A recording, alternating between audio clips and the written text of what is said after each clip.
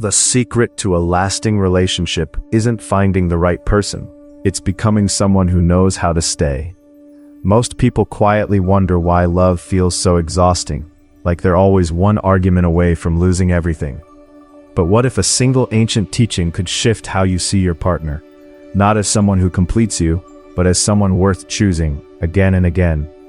Stay with me, because what comes next might be the most honest thing you've heard about love in a long time. What I'm about to share with you happened roughly 2,500 years ago. In the northern reaches of India, along the banks of the Ganges, there was a small kingdom called Bhaga. Within its borders rose a gentle hill, Sumsumaragiri, and at its base, a quiet little village spread out in the dust and warmth. It was near the end of the dry season. The air still carried that particular dryness of earth waiting for rain. As dusk crept in, thin ribbons of cooking smoke rose from rooftops, and the distant laughter of children floated on the breeze. A busy day was softly drawing to a close. At the edge of that village stood a small house, a worn wooden door, a swept earthen floor. Two elderly people, a man and a woman, moved gently around each other, preparing the evening meal. They had shared a long life together. This was their hour, unhurried, familiar, quietly full.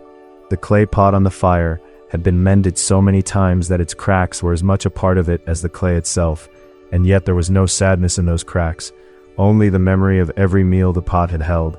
Every morning it had been filled and set back on the flame. The couple's names were Nakulapita and Nakulamata. In the tradition of the time, parents were often called by their child's name. So Nakulapita meant Nakula's father, and Nakulamata, Nakula's mother. They had found each other in youth, grown old together, raised children, and now stood on the far side of a long and shared life. One day, word reached the village that the Buddha himself had passed through the kingdom of Bhaga, and was resting in a deer park near the hill of Sumsumaragiri. His reputation had long since traveled to this place, the one who taught the meaning of a human life, who showed a path through suffering. He was here. Nakulapita turned to his wife.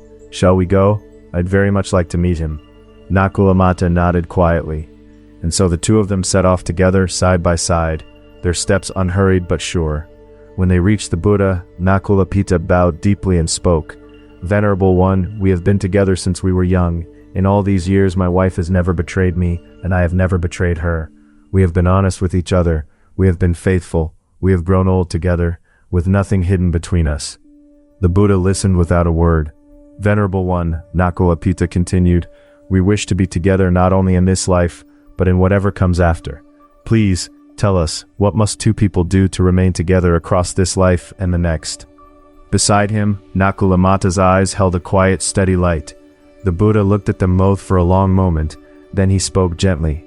"Nakulapita, listen carefully. If two people wish to be together, in this life and in the lives to come, they must share the same faith, keep the same moral integrity, hold the same spirit of generosity, and cultivate the same wisdom. When these four things are held in common, such a couple can be together in this world and beyond." Nakulapita closed his eyes and received those words slowly. Nakulamata pressed one hand to her chest and took a long, quiet breath. There was no secret technique in what the Buddha said, no mystery, no hidden power, only this: believe together, act with integrity together, give to one another, and grow in understanding together. On the walk home, the two of them said very little. They moved through the fading light, shoulder to shoulder, and somewhere inside each of them, something warm had settled. Perhaps it was this, the quiet certainty that they had already been walking that very path, all along. This visit, this conversation, would later be recorded in the Anguttara Nikaya, one of the oldest collections of Buddhist teachings. Centuries have passed. The story remains. Many couples have sat with this teaching and recognized themselves in it, not because they were perfect, but because they had tried year after year to face life with the same eyes, a shared bowl of rice in hard times, a hand on the shoulder, without a word needing to be said. These small things, accumulated across decades, are what the Buddha was pointing toward. Nakulapita and Nakulamata did not need to be explained to each other. They had already become, in some quiet way, the same person walking in two bodies. So what was the Buddha really trying to say? The teaching he offered Nakulapita rests on 4 words: faith, integrity, generosity, and wisdom. They can sound formal at first, but each one points to something very close to daily life. Faith, sharing the same belief, doesn't necessarily mean following the same religion. It means holding the same bedrock values. Honesty matters. Kindness is worth the effort. We face hard things rather than run from them. When a couple shares that kind of foundation, even if they disagree on countless smaller things, they don't easily lose each other. Integrity, keeping the same moral commitments, means the quiet dailiness of not hurting each other, not lying, not betraying trust. Nothing dramatic, just keeping your word, doing what you said you would do. The Buddha taught that integrity is built not in grand gestures, but in the small, honest choices of each ordinary day. Generosity, giving to one another, isn't about money or grand gifts. It's giving your time, your attention, a word that costs you nothing but means everything to the person who hears it. When someone is exhausted and you say, "That sounds hard," that is generosity. Couples who give to each other without keeping score find that warmth returns on its own. Wisdom, growing together in understanding, isn't about reading more books. It's about the willingness to learn from life as it happens. When something goes wrong, asking together, what is this trying to show us? Carrying hardship not as a burden that divides, but as an experience that deepens you, both. And here is something worth sitting with. The Buddha wasn't teaching about some distant future. He was saying that the bond you carry into whatever comes next is shaped by how you live today. Connection is not something you wait for, he was saying. It is something you build. One more thing matters deeply. This teaching doesn't work if only one person practices it. A bird cannot fly on one wing. Every time the Buddha spoke, he said together, believe together, act together, give together, grow together. That word together is the heart of it. The bond between two people lives in the space between them, and both must tend it. Think of a garden in early spring.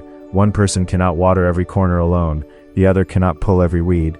But when both show up morning after morning, something begins to grow that neither one could have made separately. And after many seasons, even they cannot quite say where one person's effort ends and the other's begins. That is what the Buddha was pointing to. Not a perfect partnership, but a faithful one. Two people who keep returning to the same patch of ground, together. How does all of this land in the middle of a modern life? Let's think about a few real moments together. Many couples find, after years of living side by side, that the words between them have quietly dwindled. Mornings are a rush. Evenings, each person disappears into a screen. The conversations that remain are mostly logistics. Dinner, the schedule, who picks up what. You share a home, but somewhere along the way you stop sharing a world, and a strange loneliness sets in, the kind that's oddest of all, because the other person is right there. In that moment, the Buddha's teaching asks a gentle question. When did you last check in on what you both actually believe in? We want our children to be honest. We don't want to get to the end of our lives and realize we never really rested. We want to keep finding things that make us laugh. These are the things that root a relationship. But we so often assume the other person already knows, and meanwhile the roots quietly loosen. Saying these things out loud, even occasionally, even imperfectly, is an act of tending. Or consider this. A husband retires. Suddenly he's home. His wife, who had long built her days around her own rhythm, finds that rhythm disrupted. And without quite knowing why, she feels exhausted, even resentful. He doesn't understand what he's done wrong. She can't fully explain what she needs. Both feel stuck. This is exactly where the Buddha's teaching on generosity becomes practical. Generosity here isn't grand. It's the husband asking, "How can I make this easier for you?" and actually listening to the answer. It's the wife saying, "I know this is an adjustment for you too," and meaning it. Not one person absorbing the discomfort, both people offering something. And then there is the weight of caregiving, when illness arrives and one partner spends months or years giving everything they have. The exhaustion is real, so is the grief, and sometimes quietly so is the bitterness. Why is this my burden to carry alone? In those moments, I think of Nakulapita and Nakulamata walking to the Buddha, already old, already worn by years. Their wish wasn't to escape the hard parts, it was to face them together. The Buddha's word for wisdom, the last of his 4, holds something here. Wisdom isn't knowing the answers, it's choosing to say, even this hard and bewildering stretch of road, is part of our story. Not mine alone, ours, That shift from why me to even this is ours is one of the most quietly powerful things a person can do. And you don't have to arrive there all at once. Simply wanting to move in that direction is already a step toward it. Sometimes it helps to find a small, concrete moment to practice this. One woman told me that during the hardest months of her husband's illness, they began ending each evening by naming one thing, just one, that had still been good that day. A cup of tea, a patch of sunlight, the dog settling at their feet. It didn't make the illness smaller, but it made the day shared.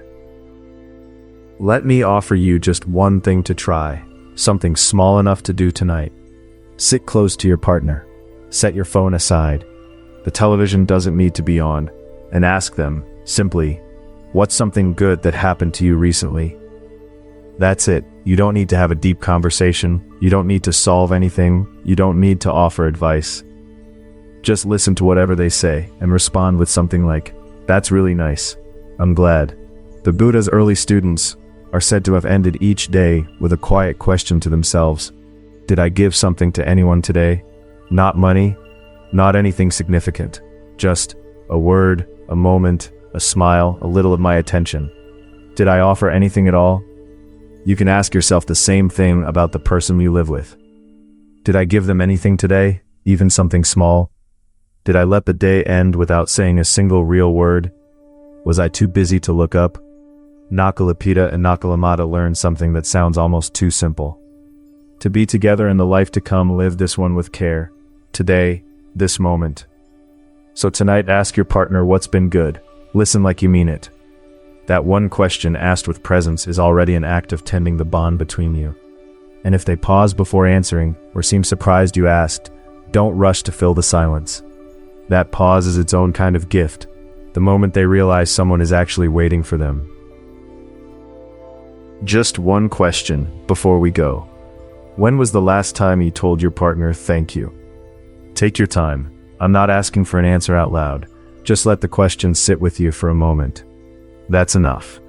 Maybe it was this morning, maybe it was years ago, maybe you can't remember at all, and that not remembering is itself the answer. A monk once told me that gratitude unexpressed is like a lamp kept in a closed room. The light is real, but no one is warmed by it. Some of us carry oceans of love inside and never let a single drop fall where it might actually quench someone's thirst. A woman in our Sangha once said she assumed her husband knew how she felt. And then one Tuesday, ordinary as bread, he was gone, and the words were still folded up inside her like an undelivered letter. The bond between two people is inseparable from the question of how we love without clinging, and we explored that tender balance in a previous teaching. If today's reflection moved you, the link is waiting in the description below. Today, we spent time with two elderly people, Nakulapita and Nakulamata, and the wish they carried to the Buddha. They didn't ask for wealth or health or relief from hardship. They asked only to remain together. And what the Buddha gave them wasn't a promise about the future. It was a way of living right now. Believe together, act with integrity together, give to each other, grow in wisdom together. There is something quietly remarkable about the closest relationships.